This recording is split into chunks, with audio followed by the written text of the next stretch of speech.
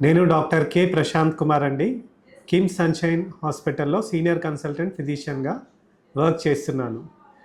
గడిచిన కొద్ది రోజుల్లో మనం చూస్తున్నాము వాతావరణం చాలా చల్లగా అయిపోయింది. టెంపరేచర్ అనేది ఫాల్ అవుతుంది. దీంట్లో ముఖ్యంగా ఎక్స్‌ట్రీమ్ ఏజ్ గ్రూప్స్ అండి. చిన్న పిల్లలు, అలాగే ఏజ్డ్ పర్సన్స్ ఎక్కువగా ఎఫెక్ట్ అవుతారు.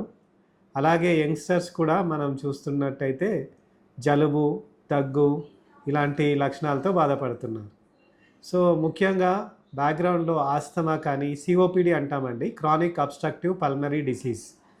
ఇలాంటి జబ్బులున్న వాళ్ళల్లో ఈ శీతాకాలంలో మనకేమవుతుందంటే టెంపరేచర్ ఫాల్ అయినప్పుడు బ్రాంకోస్పాజమ్ వస్తుందండి.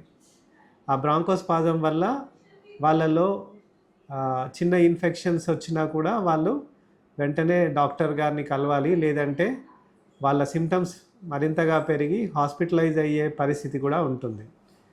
ఈ శీతాకాలంలో టెంపరేచర్ అనేది నైట్ టైంలో చాలా ఎక్కువగా డ్రాప్ అవుతుందండి. అందుకే చిన్నపిల్లలు కానీ జనరల్గా ఉదయం 6 గంటలకు ముందు, అలాగే రాత్రి 11 తర్వాత బయటగా తిరగకపోవడం చాలా మంచిదండి.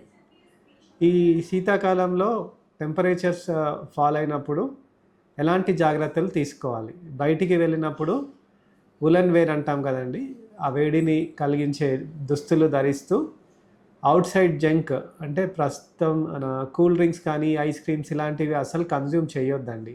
అలాగే రెఫ్రిజిరేటెడ్ ఫుడ్ అంటాం కదా, అలాంటివి కూడా తీసుకోకూడదు. ఎవరన్నా ఆల్రెడీ జబ్బు పడి ఉంటే వాళ్ళకు దూరంగా ఉండడం కూడా చాలా మంచిది.